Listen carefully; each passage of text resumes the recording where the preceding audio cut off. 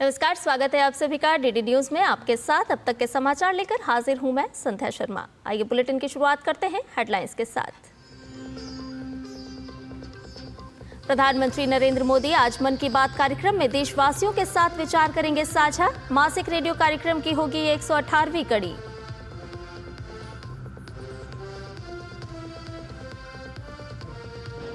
सैफ अली खान पर हमले का मुंबई पुलिस ने किया खुलासा। कहा, अभिनेता पर शरीफुल इस्लाम शहजाद नामी व्यक्ति ने किया हमला। आरोपी के बांग्लादेशी होने का शक।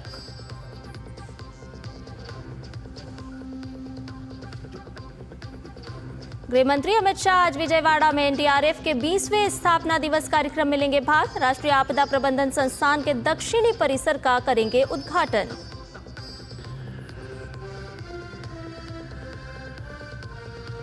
पूरे उत्तर भारत में ठंड और कोहरे का सितम। राजधानी दिल्ली में घने कोहरे को कारण यातायात प्रभावित। विभिन्न स्टेशन से चलने वाली 41 ट्रेनों के परिचालन में देरी।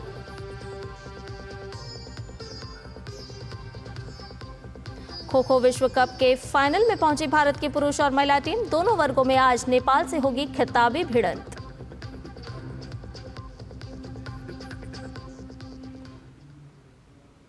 और आइए अब इन सभी खबरों को जान लेते हैं विस्तार से। प्रधानमंत्री नरेंद्र मोदी आज सुबह 11 बजे मन की बात कार्यक्रम में देश विदेश के लोगों के साथ अपने विचार साझा करेंगे। ये मासिक रेडियो कार्यक्रम की 118वीं कड़ी होगी। ये कार्यक्रम आकाशवाणी और दूरदर्शन के समूचे नेटवर्क, AIR न्यूज़ वेबसाइट और news on AIR mobile app पर भी प्रसारित किया जाएगा। कार्यक्रम AIR news, DD news, PMO और सूचना प्रसारण मंत्रालय के YouTube चैनल्स पर भी उपलब्ध होगा। मन की बात कार्यक्रम में हिंदी में प्रसारण के तुरंत बाद आकाशवाणी से क्षेत्रीय भाषाओं में इसका प्रसारण किया जाएगा। ये साल 2025 का पहला मन की बात कार्यक्रम होगा। खासतौर पर महीने के आखिरी रविवार को आयोजित होने वाला मन की बात प्रोग्राम इस बार आज हो रहा है क्योंकि देश 26 जनवरी को गणतंत्र दिवस मनाएगा। प्रधानमंत्री नरेंद्र मोदी आज सुबह 11 बजे मन की बात कार्यक्रम में देश विदेश के लोगों के साथ अपने विचार साझा करेंगे। ये मासिक रेडियो कार्यक्रम की 118वीं कड़ी होगी। ये कार्यक्रम आकाशवाणी और दूरदर्शन के समूचे नेटवर्क, AIR न्यूज़ वेबसाइट और news on AIR mobile app पर प्रसारित किया जाएगा। कार्यक्रम AIR news, DD news, PMO और सूचना प्रसारण मंत्रालय के YouTube चैनलों पर भी उपलब्ध रहेगा। मन की बात कार्यक्रम में हिंदी में प्रसारण के तुरंत बाद आकाशवाणी से क्षेत्रीय भाषाओं में इसका प्रसारण किया जाएगा। ये साल 2025 का पहला मन की बात कार्यक्रम होगा। आमतौर पर महीने के आखिरी रविवार को आयोजित होने वाला मन की बात प्रोग्राम इस बार आज हो रहा है क्योंकि देश 26 जनवरी को गणतंत्र दिवस मनाएगा।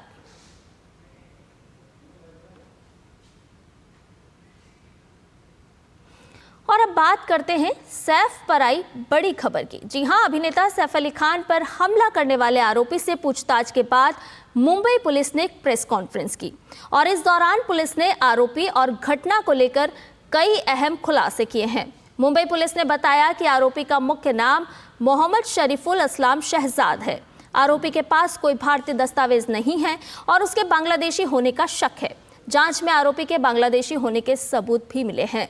पुलिस ने आगे बताया कि आरोपी ने भारत आने के बाद अपनी पहचान बदली और अपना नाम बदलकर विजय दास रख लिया। एक आरोपी को उसमें अरेस्ट किया गया है। आरोपी का नाम मोहम्मद शरीफुल इस्लाम शहजाद है, एज 30 इयर्स। अभी तक की इन्वेस्टिगेशन में ये समझ में आया है कि ये आरोपी चोरी के इरादे से उस घर में उसने एंटर किया था और उस समय पर ये इंसिडेंस हुआ था। इस एक्यूज़ को कोर्ट में पेश किया जाएगा और पुलिस कस्टडी की रिक्वेस्ट की जाएगी और उसके बाद आगे का इन्वेस्टिगेशन किया जाएगा। ये जो आरोपी है, यह आरोपी बांग्लादेशी ओरिजिन का है, ऐसा हमारा डाउट है। इसीलिए इस केस में एप्रोप्रिएट सेक्शंस की वाड़ की गई है और उस हिसाब से आगे का इन्वेस्टिगेशन किया जा रहा है। और इस समय में एक महत्वपूर्ण पत्रकार वार्ता भारतीय जनता पार्टी की तरफ से हो रही है। प्रवेश वर्मा संबोधित कर रहे हैं, आइए सुन लेते हैं। आम आदमी कहलाने से आप आम आदमी नहीं होते हैं, क्योंकि जब यहाँ की सड़कों के ऊपर में नौजवान आपसे रोजगार की बात कर रहे हैं तो आपने अपनी ही गाड़ी उनके ऊपर में चढ़ा दी। अगर आप उनके कैंपेन को कवर करेंगे तो आप ये देखेंगे कि अरविंद केजरीवाल जो कहते थे मैं गाड़ी नहीं लूंगा, बंगला नहीं लूंगा, सिक्योरिटी भी नहीं लूंगा, आज उनके साथ में 50 गाड़ियां चलती हैं और 50 गाड़ियों में 400 पुलिस के लोग चलते हैं। 400 पुलिस चलती है और वो 400 में से 350 पुलिस के लोग सारे पंजाब से आए हुए, पंजाब पुलिस के लोग हैं। सबके पास AK-47 है, सबके पास बड़ी बड़ी गन्स है। इतने पुलिस के साथ में होने के बाद, इतनी गन्स के होने के बाद, कल 3 जो यहीं के असेंबली के वोटर हैं, ऐसे 3 लड़कों ने जब अरविंद केजरीवाल से बात करने की कोशिश करी, उनके हाथ में ना तो कोई डंडा था, ना कोई वेपन था, ना और भी किसी प्रकार का कोई भी हथियार था। जो 3 यहाँ के लड़के थे और कल उन्होंने एक लड़के का फोटो डालकर ये कहा कि वो बीजेपी का करीबी है, परवेश वर्मा का करीबी है। यहाँ के सारे 1,09,000 वोटर ही मेरे करीबी हैं, वो सारे ही मेरे अपने हैं। अगर अरविंद केजरीवाल यहाँ के वोटर्स को अपना नहीं मानता है, उनको गुंडा बोलता है, पहले उन्होंने कहा कि पश्चिमी दिल्ली से गुंडे आए हुए, फिर उन्होंने कहा मुंडका गांव से गुंडे आए हुए, फिर उन्होंने कहा हरियाणा से गुंडे आए हुए। जब उनको पता लगा तीनों के तीनों लड़के ही यहीं के स्थानीय वोटर हैं, उसी एरिया में रहते हैं जहां पे अरविंद केजरीवाल का कार्यक्रम था, तब उन्होंने अपना स्टेटमेंट बदला कि मेरे ऊपर में पथराव हुआ है। मैं आपको पूरा वीडियो दिखाऊंगा यहां पर, जो कि बिल्कुल अनएडिटेड है। पूरा वीडियो आप यहां पर देखकर आप सारे लोग खुद ही इस बात का अंदाजा लगा लीजिए कि कल क्या हुआ था। सीएम की गाड़ी, जो यहां के आरोपी हैं पूर्व मुख्यमंत्री, उनकी खुद की गाड़ी ने तीनों को टक्कर मारी, जिस गाड़ी में अरविंद केजरीवाल खुद बैठा था। और तीनों लड़कों ने एक ही स्टेटमेंट दी है कि जब वो ड्राइवर ने देखा कि हम उनकी गाड़ी के आगे हैं तो ड्राइवर ने ब्रेक मार दिया था, मगर उसके बाद अरविंद केजरीवाल ने इशारा किया कि गाड़ी चढ़ा दो। तो भाजपा नेता प्रवेश साहिब सिंह वर्मा को अभी आप सुन रहे थे, जो कि पत्रकार वार्ता कर रहे थे और कई गंभीर आरोप अरविंद केजरीवाल पर लगा रहे थे। वो साफ तौर पर कह रहे थे कि किस तरह से मतदाताओं के साथ बदसलूकी की जा रही है, किस तरह से उन पर गाड़ी चढ़ा दी जाती है जब वो नौकरी मांगते हैं। तो चुनावी रंग चढ़ रहा है दिल्ली में और इस तरह के पोस्टर वार के बाद अब इस तरह के आरोप प्रत्यारोप भी लग रहे हैं। अरविंद केजरीवाल पर गंभीर आरोप लगाए गए हैं। भारतीय जनता पार्टी के उम्मीदवार भी हैं प्रवेश साहिब सिंह वर्मा। और इसी से जुड़ी हुई खबरों का रुख कर लेते हैं। आपको बता दें कि दिल्ली में 5 फरवरी को विधानसभा चुनाव के लिए मतदान होना है। जैसे जैसे चुनाव की तारीख नजदीक आ रही है, चुनावी सरगर्मियां भी बढ़ती जा रही है। दिल्ली विधानसभा चुनाव के लिए नामांकन वापस करने की आखिरी तारीख 20 जनवरी की है, लेकिन विधानसभा की सभी 70 सीटों पर चुनावी मुकाबला स्पष्ट है और प्रचार जोरों पर है। आम आदमी पार्टी, बीजेपी और कांग्रेस के तमाम दिग्गज मैदान में जोर शोर से प्रचार कर रहे हैं।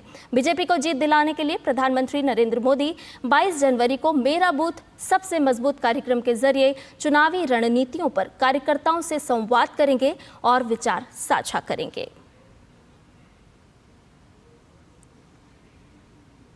वहीं दिल्ली के चुनावी रण में सत्ताधारी आम आदमी पार्टी के खिलाफ विरोध के सुर उठ खड़े हुए हैं।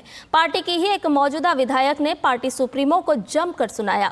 पूरा मामला हरिनगर विधानसभा सीट का है, जहां से राजकुमारी ढिल्लो विधायक हैं।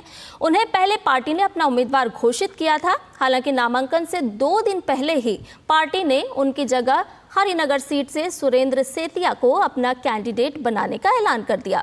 हरिनगर सीट से टिकट कटते ही मौजूदा विधायक राजकुमारी ढिल्लों ने बगावती तेवर अख्तियार कर लिए हैं। इतना ही नहीं, नामांकन के आखिरी दिन उन्होंने निर्दलीय कैंडिडेट के तौर पर पर्चा भी भर दिया है।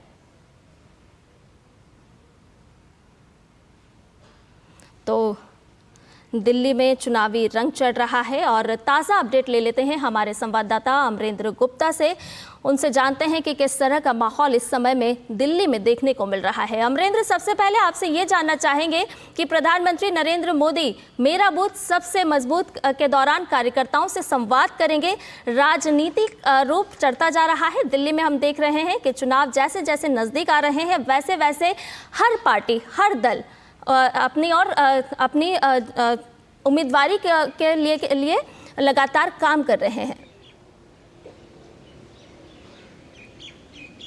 संध्या, दिल्ली के दंगल में जो मतदाता हैं, दिल्ली की जो मतदाता है 1,55,00,000 जो मतदाता है 5 फरवरी को अपने मताधिकार का प्रयोग करने जा रहे हैं और ऐसे में सभी पार्टियां जो हैं जनता के बीच में हैं। लगातार भारतीय जनता पार्टी, आम आदमी पार्टी और कांग्रेस सहित जो और सभी पार्टियां हैं वो जनता के बीच में जाकर जीत का आशीर्वाद मांग रही हैं। ऐसे में प्रधानमंत्री नरेंद्र मोदी का चुनाव कैंपेन में आना, जैसे आपने देखा कि अभी कुछ दिन पहले जापानी पार्क में जिस तरह से प्रधानमंत्री नरेंद्र मोदी ने आकर लोगों से अपील की और दिल्ली की जनता को आश्वासन दिलाया कि जो दिल्ली की डबल इंजन की अगर सरकार बनती है तो किस तरह से दिल्ली में विकास होगा। क्योंकि जो मुद्दे पिछले 10 सालों में संध्या आप देखें 2015 और 2020 लगातार आम आदमी पार्टी की सरकार है और दिल्ली की 70 विधानसभाओं में बड़े नंबर के साथ इन्होंने अपनी सरकार बनाई और जनता को कई लुभावने वादे किए और धीरे धीरे जिस तरह से समय बीतता गया और ये अपने आप में एक्सपोज होते गए और अब प्रधानमंत्री नरेंद्र मोदी और भारतीय जनता पार्टी सहित जो सभी लोग हैं वो इसी बात को कह रहे हैं कि लगातार 10 सालों से इन्होंने कई ऐसे वादे किए हैं, चाहे दिल्ली को जो है सड़कों की बात करें, दिल्ली के पानी की बात करें या दिल्ली की मूलभूत आवश्यकताओं की बात करें, वो 10 सालों में जस का तस है। बल्कि और भी व्यवस्थाएं खराब हुई। तो इन्हीं मुद्दों को लेकर जहां भारतीय जनता पार्टी इस बार हमलावर है और पूरी तरह से उनकी उम्मीद है कि इस बार वो सत्ता में वापसी कर रहे हैं उन मुद्दों के साथ जो जनता को चाहिए और जनता जिन मुद्दों पर विकास की बात करती है। और दूसरी एक अहम बात मैं आपको संध्या बता दूं कि लगातार आप देखिए सबसे पहले बयानबाजी आती है, लोगों में पोस्टर जंग देखा जाता है दिल्ली के दंगल में और अब आरोप प्रत्यारोप का दौर भी चालू है। अभी कल की जो एक घटना जिसका जिक्र अभी थोड़ी देर पहले प्रवेश वर्मा कर रहे थे, कल की 2 घटनाएं अहम है दिल्ली की राजनीति में और यहीं से आरोप प्रत्यारोप का दौर प्रारंभ होता है। ऐसा बताया जा रहा है कि जो आम आदमी पार्टी के संयोजक अरविंद केजरीवाल है, कल एक नई दिल्ली में अपनी एक चुनावी सभा कर रहे थे। उस दौरान उनका यह आरोप है कि बीजेपी के कुछ समर्थकों ने उनके ऊपर ईंट से हमला किया और उसके बाद उन्होंने इसकी जानकारी एक्स पर पोस्ट की। वहीं जो भारतीय जनता पार्टी है जिसकी बात अभी जो नई दिल्ली विधानसभा के उम्मीदवार प्रवेश साहिब सिंह वर्मा कर रहे थे कि उनका यह आरोप है कि वो कैंडिडेट हैं जिन्होंने अरविंद केजरीवाल से सिर्फ ये पूछना चाहा कि भाई 10 सालों में आपने क्या किया, आखिर क्यों नहीं दिल्ली का विकास हुआ, और ये पूछने पर उनके साथ भी हमला होता है। तो ये आरोप प्रत्यारोप का दौर है और ये दौर की पुष्टि इस बात से भी होती है कि पिछले दिनों देखिए कि एक इनके ही मंत्री जब अपने चुनाव प्रचार में जाते हैं तो जनता सिर्फ उनसे ये कहती है कि मेरी गली क्यों नहीं बनी। इस बात पे जो आम आदमी पार्टी के जो मंत्री थे उनके समर्थकों ने उस व्यक्ति के साथ न सिर्फ मारपीट की बल्कि उनकी मां बगल में खड़ी थी, उनकी मां के साथ भी धक्का मुक्की करी, जिसके बाद इस घटना को सोशल मीडिया पर आम आदमी पार्टी की तरफ से कई बार क्रिटिसाइज किया गया। आम आदमी पार्टी को लेकर जनता में एक रोष का माहौल देखा जा सकता है संध्या। और दूसरी तरफ जब हम दिल्ली के दंगल की बात करते हैं संध्या, तो 3 अहम पार्टियां भारतीय जनता पार्टी, आम आदमी पार्टी और कांग्रेस इस समय एक रोचक मुकाबले की ओर बढ़ती हुई जा रही है। और ऐसे में जो जहां एक और भारतीय जनता पार्टी की चुनाव की कमान प्रधानमंत्री खुद करने वाले हैं, वहीं जो कांग्रेस की बात करें तो राहुल गांधी जो कि नेता प्रतिपक्ष हैं वो भी 2 दिनों बाद जन संवाद करने जा रहे हैं और डोर टू डोर कैंपेन के तहत जनता के बीच में समर्थन मांगेंगे। यानी कि भारतीय जनता पार्टी के साथ साथ कांग्रेस भी आम आदमी पार्टी की 10 साल की नाकामियों के साथ जनता के बीच में, और अगर आप पिछले पूरे कुछ दिनों में देखें तो कांग्रेस ने चाहे शीला दीक्षित के जो बेटे हैं नई दिल्ली विधानसभा से नई दिल्ली विधानसभा सीट से प्रत्याशी हैं संदीप दीक्षित, उन्होंने भी एक बहुत बड़ी बात कही कि दिल्ली का जो संध्या विकास हुआ है उसमें कहीं ना कहीं भूमिका, जो एक बड़ी भूमिका देखी जाती है स्वर्गीय शीला दीक्षित जी की देखी जाती है, जो उस समय की तत्कालीन मुख्यमंत्री थी और इंफ्रास्ट्रक्चर के नाम पे दिल्ली में सड़कें, मेट्रो और वो सारी सौगात उनकी देन है। और इन 10 सालों में दिल्ली में जस का तस है। तो कांग्रेस और संदीप दीक्षित भी शीला दीक्षित की दिल्ली की बात कर रहे हैं, वहीं भारतीय जनता पार्टी उस दिल्ली की बात कर रही है जो केजरीवाल ने वादे किए। और अगर संकल्प पत्र की बात करें, भारतीय जनता पार्टी का संकल्प पत्र आया, संकल्प पत्र के घोषणाओं की बात करें तो भारतीय जनता पार्टी का कहना है कि हमने जो संकल्प लिए उन संकल्प की सिद्धि तक हम काम करते हैं, यानी कि भारतीय जनता पार्टी लोक लुभावनी वादे नहीं करती, संकल्प की सिद्धि तक जाके काम करती। और जब केंद्र में भी भारतीय जनता पार्टी की सरकार होगी और दिल्ली में भी भारतीय जनता पार्टी की सरकार होगी तो विकास दिखना संभव है। और इसी की झलक आपको दिखाई दे रही है इस चुनाव कैंपेन के दौरान। अहम बात यह होगी कि दिल्ली की 1,55,00,000 जो मतदाता हैं वो क्या विजन के साथ इस बार चुनाव मैदान में जो मतदाता हैं उनको वोट करने जा रहे हैं, क्योंकि मुद्दे खासे अहम है। 10 सालों में दिल्ली की दुर्दशा पूरे देश ने देखी है। यमुना पॉल्यूटेड है, पानी की समस्या है, आए दिन सड़कें आपको दिल्ली में जो है गड्ढों वाली नजर आती हैं। इसके अलावा जो विकास की बात करते हैं उसमें सिर्फ वादे और लुभावने वादे दिखते हैं, धरातल पर हकीकत में वो नजर नहीं आ रहा। संध्या, तो एक बड़ा रोचक और दिलचस्प मुकाबला है और इसमें दिल्ली की जनता के हाथ में 5 तारीख को वो मतदान करने का अधिकार है जिससे वो अपनी मनपसंद की सरकार चुन सकते हैं। अमृत, आपसे ये भी जानना चाहेंगे कि विकास के मुद्दे तो हावी रहेंगे ही, भ्रष्टाचार के मुद्दे भी हावी रहेंगे इस चुनाव के दौरान हमें देखने को मिलेंगे कि किस तरह से आम आदमी पार्टी की तरफ से दिल्ली को भ्रष्टाचार की तरफ झोंका गया, वो साफ तौर पर जनता के सामने है। लेकिन आपसे ये भी जानना चाहेंगे कि क्या जनता की मंशा इस तरफ है कि सत्ता विरोधी लहर भी कहीं ना कहीं देखने को मिल रही है? संध्या, बहुत अहम सवाल आपने पूछा है और ये सवाल इसलिए भी अहम हो जाता है कि एक तरफ तो आम आदमी पार्टी के 10 साल की एंटी इनकम्बेंसी और उसके बाद भ्रष्टाचार के वो बड़े आरोप जो कहीं ना कहीं आम आदमी पार्टी की छवि को पूरी तरह से टारगेट किए हुए हैं, और जिसमें सबसे बड़ा मुद्दा अगर बात करें तो दिल्ली का शीश महल और दिल्ली की लीकर पॉलिसी। संध्या, इसके बैकग्राउंडर में मैं थोड़ा सा लेके जाता हूं। जब ये 2021 में दिल्ली सरकार ने लीकर पॉलिसी प्रारंभ की थी, उसके थोड़े दिन बाद यानी कि नवंबर 2021 में इन्होंने दिल्ली सरकार ने लीकर पॉलिसी इंट्रोड्यूस की, जिसके तहत उन्होंने शराब के दुकान को खोलना और उसके वितरण की बात की। उसके बाद मार्च 2021 में दिल्ली के एलजी विनय सक्सेना को डाउट हुआ इनकी नीतियों पर और उन्होंने इस मामले में सीबीआई जांच की मांग की। उसके बाद सीबीआई और ईडी की लगातार जांच होती है और लगातार आम आदमी का शीर्ष नेतृत्व, जिसमें अरविंद केजरीवाल की बात करें, संजय सिंह की बात करें, मनीष सिसोदिया की बात करें और इसमें जो साउथ का नेक्सस था के कविता, वो सारे तिहाड़ की हवा खाकर आते हैं और अरविंद केजरीवाल को मुख्यमंत्री पद भी छोड़ना पड़ा और 177 दिन उन्होंने तिहाड़ जेल में बिताए और इस मामले की लगातार जांच चल रही है। उसमें एक नया अपडेट यह होता है कि अभी पिछले दिनों जो गृह मंत्रालय है उन्होंने ईडी को इस मामले में जांच के आदेश दे दिए, यानी कि मामला अब कहीं ना कहीं ट्रायल कोर्ट में जा सकता है और इसमें जो सबूत ईडी और सीबीआई के पास है उससे ये बेनकाब हो सकते हैं। इसके अलावा देखिए एक बड़ा मुद्दा कैग का।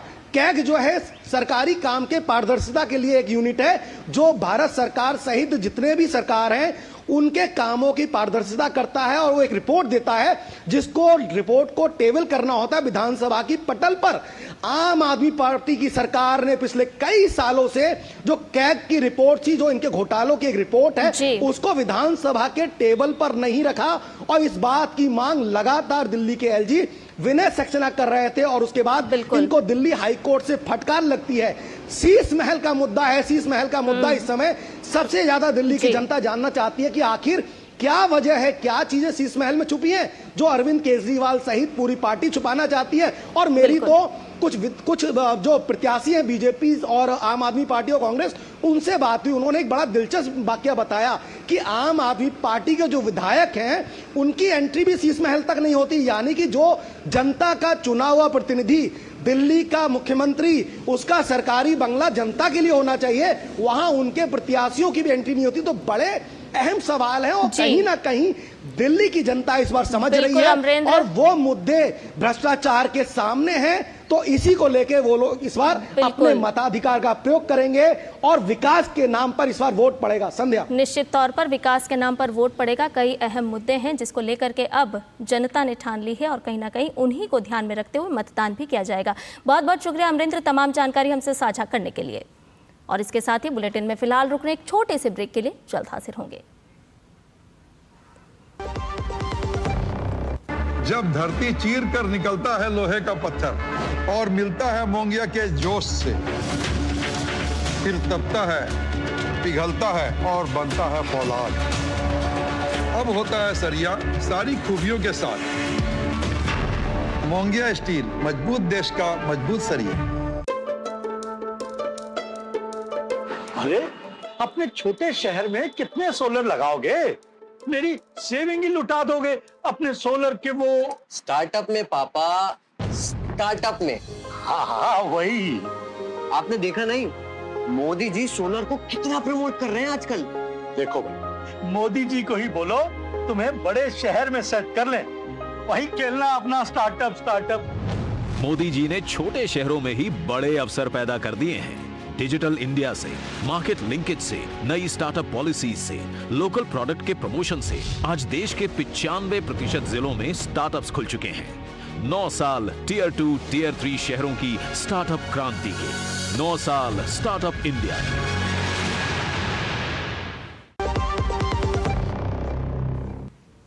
और ब्रेक के बाद समाचार में आपका एक बार फिर से स्वागत है। आइए बाकी की खबरों को भी जानते हैं।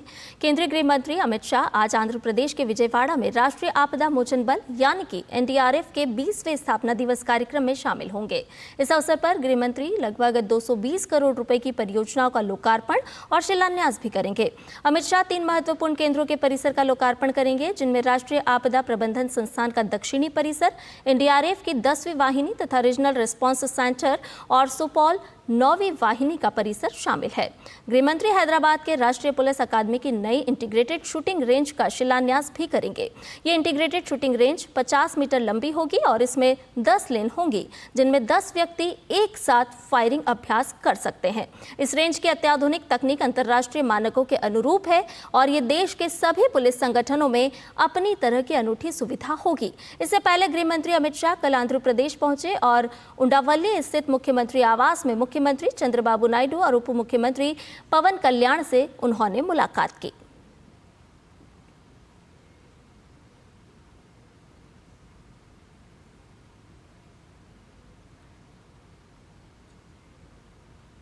राष्ट्रीय आपदा मोचन बल आज अपना 20वां स्थापना दिवस मना रहा है। एनडीआरएफ की स्थापना प्राकृतिक और मानव निर्मित आपदाओं के दौरान विशेष भूमिका निभाने के उद्देश्य से की गई थी। नवीनतम अत्याधुनिक उपकरणों से लैस ये बल देश और अंतर्राष्ट्रीय स्तर पर आपदा प्रतिक्रिया कार्यों को अंजाम देने में सक्षम है। राष्ट्रीय आपदा मोचन बल एनडीआरएफ 19 जनवरी को अपना स्थापना दिवस मनाता है। इस अवसर पर केंद्रीय गृह मंत्री अमित शाह आंध्र प्रदेश के कृष्णा जिले में राष्ट्रीय आपदा प्रबंधन संस्थान NIDM के दक्षिणी परिसर और एनडीआरएफ की 10वीं बटालियन के मुख्यालय का उद्घाटन करेंगे।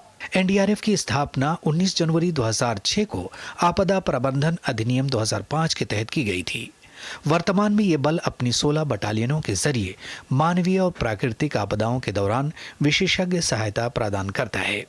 देश में इसकी उपस्थिति 28 रीजनल रिस्पांस सेंटर RRC और 24 टेक्निकल प्रीपोजिशनिंग लोकेशन TPL सहित 68 स्थानों पर है। एनडीआरएफ की प्रत्येक बटालियन में 18 विशेष खोज और बचाव SAR टीमें हैं, जिनमें engineer, technician, electrician, dog squad और मेडिकल पैरामेडिकल कर्मी जैसे विशेषज्ञ शामिल हैं। Home Minister is visiting Vijayawada. He will be inaugurating the campus of the 10th Battalion of NDRF. Apart from that, he will also be inaugurating our RRC at Supaul in Bihar, and he will be laying the foundation stone of RRC in Gorakhpur in UP. अपनी स्थापना के बाद से NDRF ने 12,000 से अधिक operation किए हैं और 1,58,000 से अधिक लोगों को बचाया है। वहीं विभिन्न आपदाओं के दौरान 8.5 लाख से अधिक लोगों को सुरक्षित निकाला है। वर्ष 2024 के दौरान एनडीआरएफ ने देश के विभिन्न हिस्सों में रिकॉर्ड 1,038 ऑपरेशन किए। इस दौरान 4,000 से अधिक लोगों की जान बचाई और 63,000 से अधिक लोगों को सुरक्षित निकाला। एनडीआरएफ के पास आपदाओं के दौरान देश ही नहीं बल्कि अंतर्राष्ट्रीय स्तर पर कार्य करने का समृद्ध अनुभव है। एनडीआरएफ ने 2011 में जापान ट्रिपल डिजास्टर, 2015 में नेपाल भूकंप और 2023 में तुर्की भूकंप के दौरान राहत और बचाव कार्यों में महत्वपूर्ण भूमिका निभाई थी। lot of disasters of various categories. So NDRF has experience and expertise in handling flood disasters. राष्ट्रीय आपदा मोचन बल भूकंप, बाढ़, भूस्खलन समेत अन्य आपदाओं के दौरान राहत और बचाव कार्यों में महत्वपूर्ण भूमिका निभाता है। अन्य संलग्न एजेंसियों के साथ समन्वय कर ये बल बचाव और राहत कार्य को संपूर्णता प्रदान करता है। एनडीआरएफ की सभी बटालियन तकनीकी दक्षता से युक्त हैं और विभिन्न प्रकार की विशेषज्ञ योग्यताओं से सुसज्जित हैं। प्राकृतिक आपदाओं से निपटने के साथ साथ ये बल अपनी टुकड़ियों के माध्यम से रेडियोलॉजिकल, जैविक, नाभिकीय और रासायनिक आपदाओं से निपटने में भी सक्षम है। साथ ही वर्ष 2022 में इसे जंगल की आग पर नियंत्रण करने की जिम्मेदारी भी सौंप दी गई है। प्रयागराज में आयोजित महाकुंभ में विभिन्न आकस्मिकताओं से निपटने के लिए एनडीआरएफ की 20 टीमें तैनात की गई हैं। Bureau report, DD news. और उपराष्ट्रपति जगदीप धनखड़ लक्षद्वीप के 3 दिवसीय दौरे पर हैं। आज दौरे के आखिरी दिन उपराष्ट्रपति स्वयं सहायता समूह के सदस्यों और लाभार्थियों के साथ बातचीत करेंगे। इससे पहले 17 जनवरी को उन्होंने कई सार्वजनिक परियोजनाओं का उद्घाटन किया था। पदभार ग्रहण करने के बाद उपराष्ट्रपति की केंद्र शासित प्रदेश लक्षद्वीप की ये पहली यात्रा है। उपराष्ट्रपति ने कल बंगाराम द्वीप पर पर्यटन क्षेत्र में अंतर्राष्ट्रीय स्तर की टेंट सिटी का उद्घाटन किया। केंद्र की मोदी सरकार पर्यटन सुविधाओं को लेकर लक्षद्वीप में लगातार फोकस कर रही है। उसी का परिणाम है कि यहां लगातार पर्यटकों की संख्या बढ़ रही है। और इधर कांग्रेस नेता राहुल गांधी को यूपी की बरेली जिला न्यायालय ने तीसरी बार समन जारी किया है। ये समन राहुल गांधी द्वारा लोकसभा चुनाव के दौरान दिए गए विवादित बयान से जुड़ा हुआ है।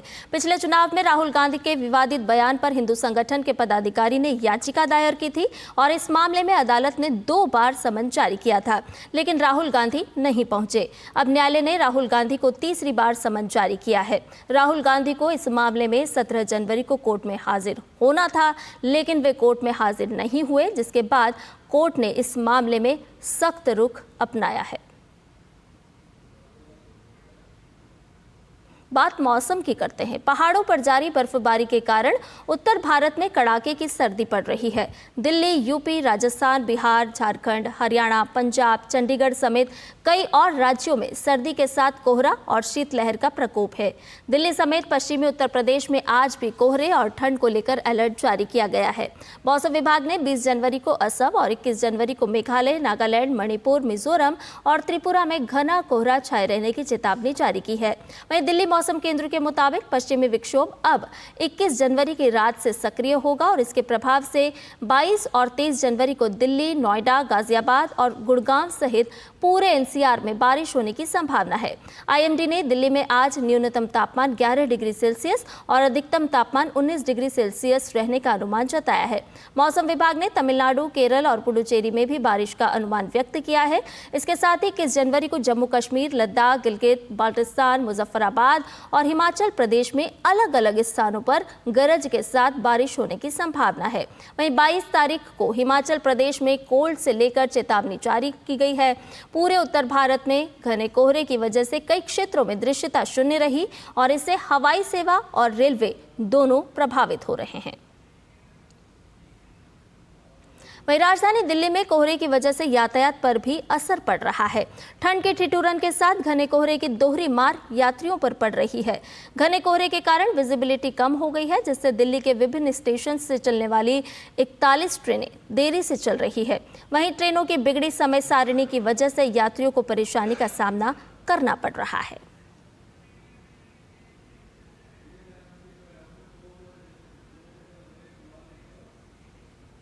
और बुलेटिन में खबरें अभी और भी हैं, लेकिन फिलहाल रुक रहे एक छोटे से ब्रेक के लिए।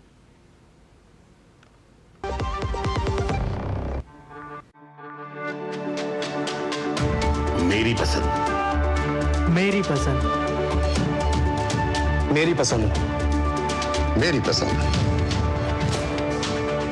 हमारी पसंद, हम सबकी पसंद। मजबूत देश का मजबूत सरिया मोंगिया स्टील। ब्रेक के बाद आपका एक बार फिर से स्वागत है। पंजाब में चल रहे किसानों के विरोध प्रदर्शन के बीच केंद्र ने किसानों की मांगों पर विचार करने के लिए एक बैठक करने का प्रस्ताव दिया है। जानकारी के अनुसार केंद्र ने प्रदर्शनकारी किसानों के साथ उनकी मांगों पर विचार विमर्श करने के लिए 14 फरवरी को चंडीगढ़ में बैठक करने का प्रस्ताव किया है। कृषि और किसान कल्याण विभाग के संयुक्त सचिव प्रिय रंजन के नेतृत्व में केंद्र सरकार के अधिकारियों के एक प्रतिनिधिमंडल ने अनशन कर रहे किसान नेता जगजीत सिंह डल्लेवाल और अन्य लोगों से इस संबंध में मुलाकात की और 14 फरवरी को बातचीत करने के लिए आमंत्रित किया। भारत सरकार के तरफ से डेलीगेशन लेके आया हूं। प्रधान जी की तबीयत के विषय में काफ़ी चिंतित है सरकार। उनका कुशल क्षेम लिया है हम लोगों ने। फिर जैसा कि जो दोनों गुट हैं उनसे हम लोग जाके वार्ता करेंगे।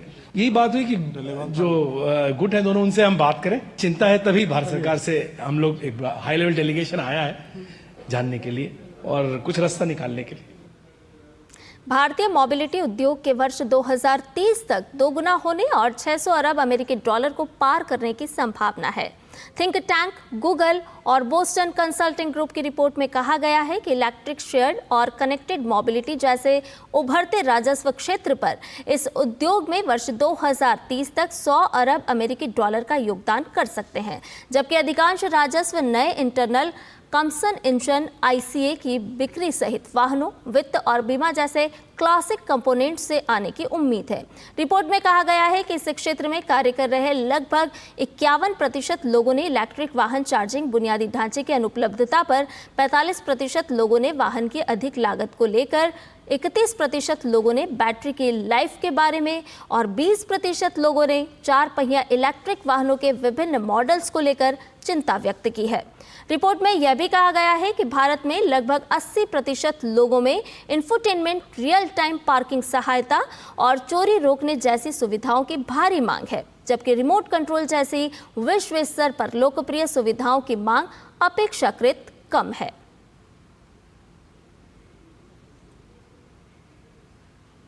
वहीं भारत मोबिलिटी ग्लोबल एक्सपो 2025 के हिस्से के रूप में urban mobility and infrastructure expo का आयोजन आज किया जाएगा, जो 22 जनवरी तक किया जाना है।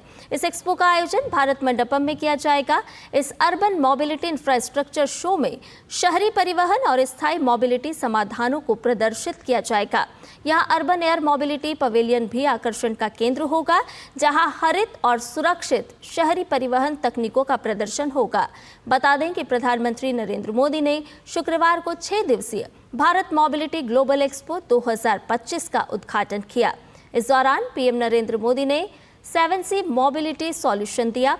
साथ ही पीएम ने ग्रीन मोबिलिटी को विजन का हिस्सा बताया।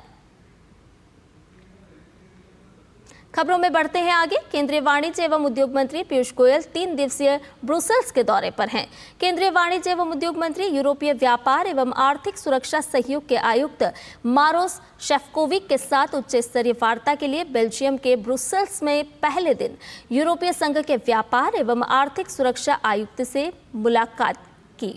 केंद्रीय वाणिज्य एवं उद्योग मंत्री पीयूष गोयल ने सोशल मीडिया मंच एक्स पर अपने दौरे से जुड़ी जानकारी साझा करते हुए लिखा, यूरोपीय संघ के व्यापार एवं आर्थिक सुरक्षा आयुक्त मारोस शेफकोविक के साथ प्रतिनिधिमंडल स्तर की बैठक की सह अध्यक्षता की। द्विपक्षीय व्यापार संबंधों और भारत यूरोपीय संघ मुक्त व्यापार समझौते तथा व्यापार एवं प्रौद्योगिकी परिषद यानी कि TTC की प्रगति की समीक्षा करते हुए उत्पादक चर्चाओं में शामिल हुए। वैश्विक व्यापार स्थिति पर भी विचार विमर्श किया।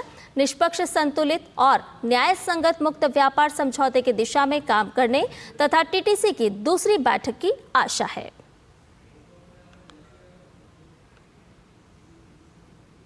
और 55वीं विश्व आर्थिक मंच की वार्षिक बैठक 20 से 24 जनवरी को स्विट्जरलैंड के दावोस कोलंबस में होने जा रही है। इस बैठक में भारत की उल्लेखनीय प्रगति पर फोकस रहने की संभावना है। WEF 2025 की थीम बुद्धिमान युग के लिए सहयोग रखी गई है। WEF 2025 के मूल पर जोर देते हुए भारत 5 प्रमुख विषयों का समाधान खोजने में अग्रणी भूमिका निभा रहा है, जिसमें विकास की पुनर्कल्पना, निवेश, विश्वास का पुनर्निर्माण, बुद्धिमान युग में उद्योग और सुरक्षा शामिल है। इस सम्मेलन में एक उच्च स्तरीय प्रतिनिधिमंडल भारत का नेतृत्व करेगा, जिसमें केंद्र सरकार और राज्यों के प्रमुख मंत्री शामिल होंगे। इस प्रतिनिधिमंडल का नेतृत्व केंद्रीय मंत्री अश्विनी वैष्णव करेंगे। इसके अलावा CR पाटिल, के राम मोहन नायडू, चिराग पासवान और जयंत चौधरी भी शामिल होंगे। वहीं प्रतिनिधिमंडल में 6 भारतीय राज्यों आंध्र प्रदेश, महाराष्ट्र, तेलंगाना, तमिलनाडु, उत्तर प्रदेश और केरल के उच्च स्तरीय प्रतिनिधि भी शामिल होंगे। महाराष्ट्र के मुख्यमंत्री देवेंद्र फडणवीस ने बताया कि देश के विकास का एक एकीकृत और सम्मोहक दृष्टिकोण प्रस्तुत करने के लिए वे भी स्विट्जरलैंड जाएंगे। वहीं इस बैठक में 65 से ज्यादा भारतीय व्यापार प्रतिनिधि भाग लेंगे, जिसमें कई भारतीय कंपनियां अपनी पेशकश को प्रदर्शित करने के लिए लाउंज स्थापित करेंगी।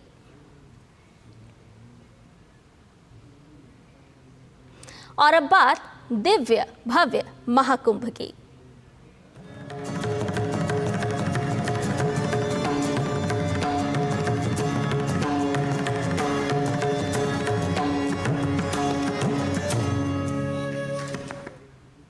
तो प्रयागराज महाकुंभ का आज 7वां दिन है। प्रयागराज की पावन धरती पर पवित्र त्रिवेणी संगम पर डुबकी लगाने और संतों की ज्ञान वाणी का लाभ लेने के लिए भारी संख्या में श्रद्धालु यहां पहुंच रहे हैं।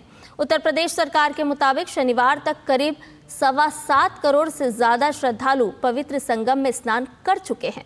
वहीं शनिवार को 39 लाख से ज्यादा लोगों ने पवित्र डुबकी लगाई। आंकड़ों के मुताबिक 10 लाख से ज्यादा श्रद्धालु कुंभ नगर में कल्पवास कर रहे हैं। मान्यता के अनुसार कल्पवास आध्यात्मिक विकास का जरिया माना जाता है। संगम पर माघ के पूरे महीने निवास कर पुण्य फल प्राप्त करने की साधना को ही कल्पवास कहते हैं। और यूपी के मुख्यमंत्री योगी आदित्यनाथ आज दोपहर महाकुंभ नगर पहुंचेंगे। इसके बाद वे परमार्थ निकेतन शिविर में स्वामी चिदानंद मुनि जी से भेंट भी करेंगे। इसके बाद पर्यटन प्रदर्शनी, ODOP प्रदर्शनी, पुलिस गैलरी और संविधान गैलरी का अवलोकन करेंगे। फिर प्रयागराज मेला प्राधिकरण के सभागार में बैठक करेंगे। बैठक के बाद CM योगी उत्तर मध्य सांस्कृतिक क्षेत्र पवेलियन का अवलोकन करेंगे। अवलोकन के बाद महाकुंभ में आए साधु संतों से भेंट करेंगे। और सनातन संस्कृति के महापर्व महाकुंभ में देश दुनिया के साधु संत संगम के तट पर कल्पवास कर रहे हैं। महाकुंभ पर्व में महिला साधु संतों के समागम से भारतीय संस्कृति में नारी शक्ति का अद्भुत दृश्य देखा जा सकता है। सनातन संस्कृति में प्राचीन काल से ही नारी का क्या स्थान रहा है और महाकुंभ में महिला साधु किस प्रकार से समाज में नारी सशक्तिकरण का संदेश दे रही हैं, इसके विषय पर बात की है आध्यात्मिक गुरु साध्वी ऋतंभरा से। यत्र नार्यस्तु पूज्यन्ते रमन्ते तत्र देवता। सनातन से प्रेरणा लेनी होगी, जहाँ स्त्री को इतना ऊंचा स्थान दिया गया। लेकिन क्या आप सोच सकते हो कि सारे विश्व में किसी ने परमात्मा की कल्पना स्त्री के रूप में की हो? तो आप देखोगे कि वो सनातन ही है। हमारे यहाँ स्त्री को शक्ति स्वरूपा माना गया है। या देवी सर्वभूतेषु शक्ति रूपेण संस्थिता नमस्तस्यै नमस्तस्यै नमस्तस्यै नमो नमः। अगर आप श्री राम भी हैं और राजा राम हो गए हैं और चक्रवर्ती सम्राट हो गए हैं और आप किसी अश्वमेध यज्ञ की कल्पना करते हैं, तो अगर आप पत्नी वियुक्त हैं तो आपको उसका अधिकार नहीं है। आपके पार्श्व में स्वर्णमयी जानकी बिठाई जाएंगी, तब आप उस यज्ञ में आहुति देने के योग्य बनोगे। सारे संसार का पाप आप बिना पत्नी के कर सकते हो, पर पुण्य जब जब करना होगा तो आपको आपकी सहधर्मनी, आपकी धर्म पत्नी साथ में चाहिए। इतना बड़ा ऊंचा सम्मान हमारे सनातन में स्त्री का है। अपितु अगर परमात्मा को भी अवतार लेकर धरती पर आना होता है तो वो जगदीश्वर की भी आश्रयदायिनी है। बहुत ऊंचा स्थान है। साध्वी दीदी माँ, आपने सनातन संस्कृति में बताया कि किस तरह से सदा ही स्त्री शक्ति को सम्मान की दृष्टि से देखा गया है और महाकुंभ में भी स्त्री का बहुत बड़ा आप एक संदेश, एक बहुत बड़ी भागीदारी देख सकते हैं। डीडी न्यूज़ को समय देने के लिए गुरु माँ आपको बहुत बहुत धन्यवाद। और भारत की ज्ञान परंपरा में 4 आश्रमों का विधान किया गया है, जिसमें ब्रह्मचर्य और संन्यास के माध्यम से मानव मात्र अपने कल्याण का रास्ता साफ करता है।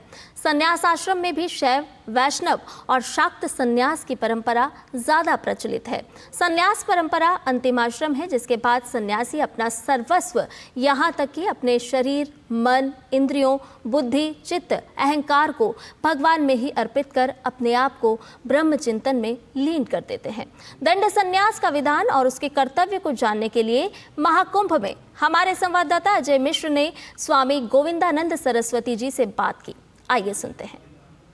शारदापीठ के जगत गुरु शंकराचार्य श्री स्वरूपानंद सरस्वती जी के मान्य शिष्य श्री गोविंदानंद सरस्वती जी सब हमारे साथ है। तो दंड संन्यास जिन्होंने धारण रखा है, क्या है महत्ता और क्या है इसका मूल तत्व तो समझने के लिए महाराज थोड़ा सा हमें प्रकाशित करें, जो शास्त्रों में जो इसके बारे में वर्णन है। नारायण समारंभाम व्यास शंकर मध्यमाम अस्मदाचार्य पर्यंताम वंदे गुरु परंपराम। इसमें कुटीचक, बौद्ध, हंस, परमहंस 4 विध होता है। इसमें जो भी बहुत लोगों की मौनी अमावस्या में संन्यास दीक्षा भी होता है, ऐसा अनेक सारी कार्यक्रम होता है। इसमें विशेष बात है कि जो परमहंस परिव्राज का दंड संन्यास होता है, अभी जो हमें जो धारण किया, ये अत्यंत पवित्र माना जाता है। ये शंकराचार्य परंपरा में ये दंड संन्यासी के नाम पर आज बोल रहे हैं, परंतु परंपरागत क्या है, इसका अर्थ है परमहंस परिव्राज के संन्यास दीक्षा।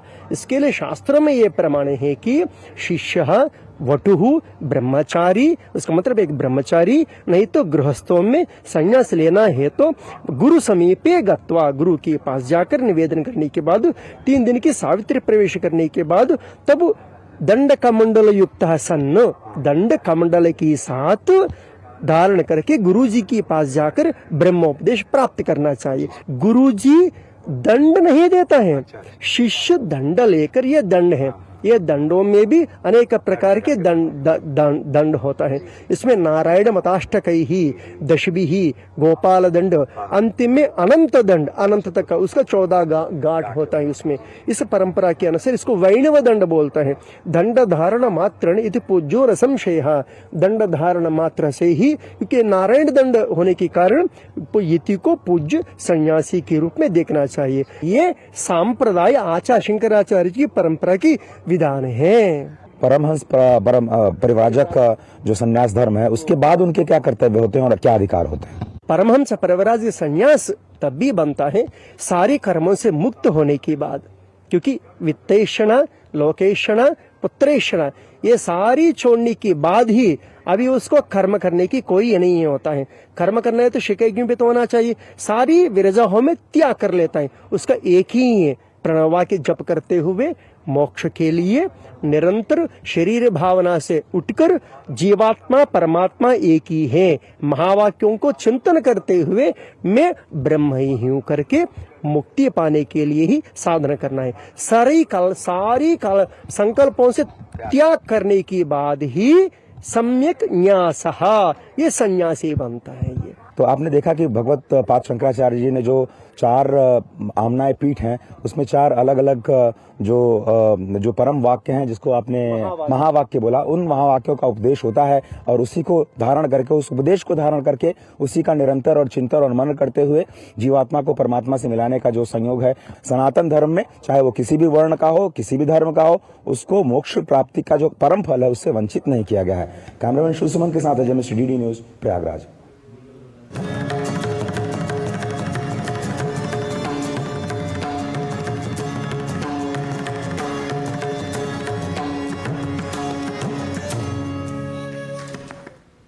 और अन्य खबरों का रुख करते हैं। उत्तर भारत में ठंड और कोहरे का सितम लगातार जारी है और तापमान में भी गिरावट देखी जा रही है।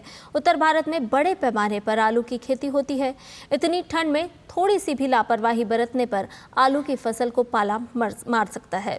किसान थोड़ी सी सूझबूझ अपनाकर अपनी मेहनत बर्बाद होने से बचा सकते हैं। पेश है हमारे संवाददाता शमीम अख्तर की ये रिपोर्ट। आलू की फसल में बुआई से लेकर उत्पादन, खुदाई तथा भंडारण तक समय समय पर अनेक प्रकार के रोगों का प्रकोप होता है।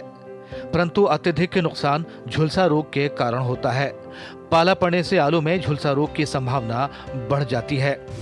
झुलसा रोग होने पर आलू के पौधों की सभी पत्तियों, तना और कंद पर इसका लक्षण दिखाई पड़ता है।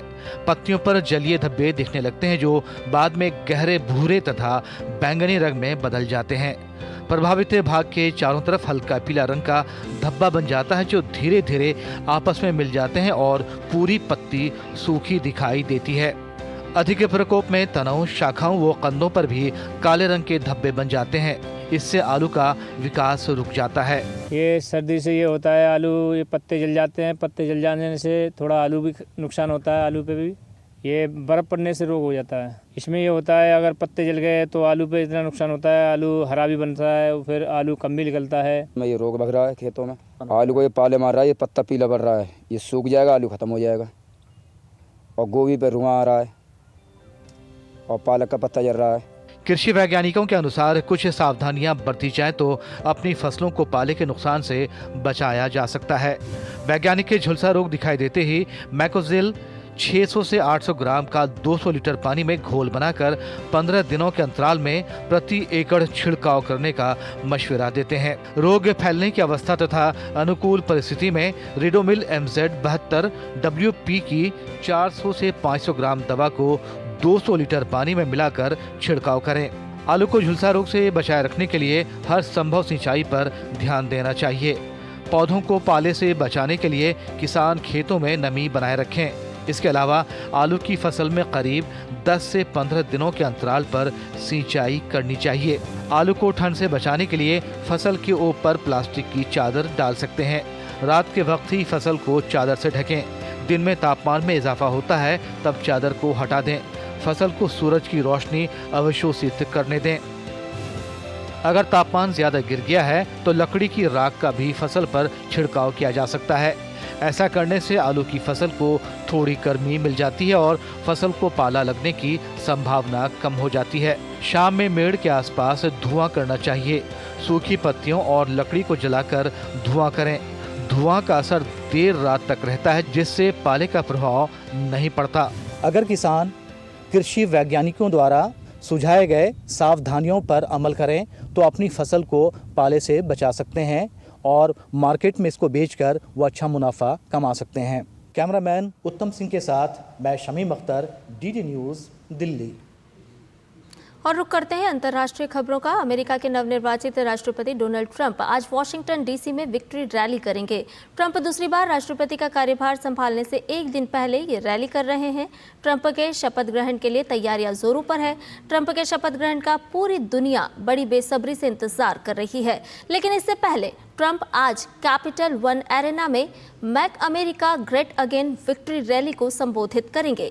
इस हॉल में 20,000 लोगों के बैठने की क्षमता है। शपथ ग्रहण से पहले ये रैली काफी अहम मानी जा रही है। इसमें ट्रंप अपने अगले कार्यकाल के कार्यों की रूपरेखा प्रस्तुत कर सकते हैं। गाजा में संघर्ष विराम शुरू होने से कुछ घंटे पहले इजरायल के प्रधानमंत्री बेंजामिन नेतन्याहू ने कहा कि संघर्ष विराम के दूसरे चरण के लिए बातचीत विफल हो जाती है तो उनका देश हमास के खिलाफ युद्ध फिर से शुरू करने के लिए तैयार है। आज स्थानीय समय अनुसार सुबह 8:30 बजे से गाजा में संघर्ष विराम प्रभावी हो जाएगा और इससे कुछ घंटों पहले टेलीविजन पर दिए अपने संबोधन में नेतन्याहू ने जोर देकर कहा कि संघर्ष विराम अस्थायी है और इजरायल ने गाजा में हमले फिर से शुरू करने का अधिकार सुरक्षित रखा है। नेतन्याहू ने पिछले 15 महीनों में इजरायल के सैन्य अभियान की सफलता को भी रेखांकित किया, जिसमें हमास नेता याह्या सिनवार की हत्या भी शामिल है। नेतन्याहू ने कहा कि इजरायल ने मध्य पूर्व की सूरत बदल दी है और इस लड़ाई में हमास अब पूरी तरह से अकेला है। इस भाषण से पहले नेतन्याहू ने कहा कि जब तक इजरायल को हमास द्वारा रिहा किए जाने वाले बंधकों की सूची नहीं मिल जाती तब तक वो इस समझौते को लागू नहीं करेगा। नेतन्याहू ने जोर देकर कहा कि इजरायल समझौते के उल्लंघन को बर्दाश्त नहीं करेगा। हमास द्वारा रिहा किए जाने वाले 33 बंधकों की एक लंबी सूची इजरायली मीडिया द्वारा पहले ही प्रकाशित की जा चुकी है, लेकिन अधिकारियों द्वारा इसकी पुष्टि नहीं की गई है। दक्षिण कोरिया की अदालत ने राष्ट्रपति यून सुक योल की हिरासत को बढ़ाने का फैसला किया है। अदालत का कहना है कि उन्हें साक्ष्य नष्ट करने का खतरा था जो मार्शल लॉ से संबंधित जांच से जुड़ा है। यून को 15 जनवरी को गिरफ्तार किया गया था और उनकी हिरासत 20 दिनों तक बढ़ाई गई है। वे अब सेउल डिटेंशन सेंटर में रखे गए हैं।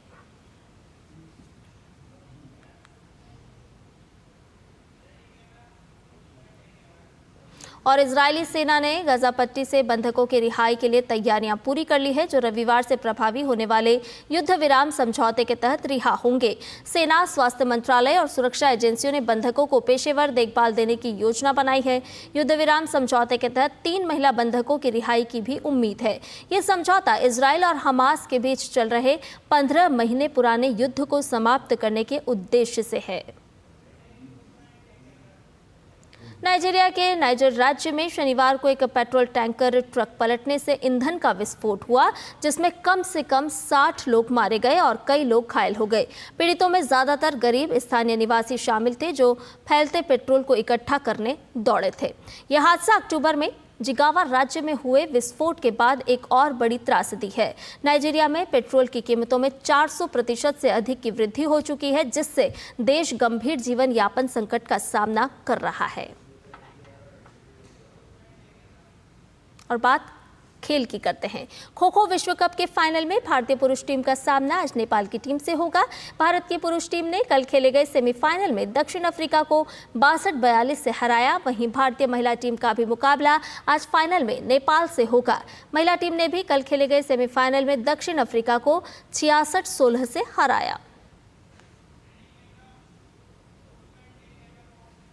मलेशिया में चल रहे अंडर 19 महिला T20 विश्व कप में आज भारत का मुकाबला वेस्ट इंडीज से होगा। ग्रुप ए के लीग मैच में कप्तान निकी प्रसाद की अगुवाई में भारत आज अपना पहला मैच खेलेगा। ये मैच आज दोपहर 12 बजे कुआलालंपुर के बायोमास ओवल मैदान में खेला जाएगा। और इसके साथ ही समाचार में फिलहाल मेरे साथ इतना ही। मुझे दीजिए इजाजत। नमस्कार।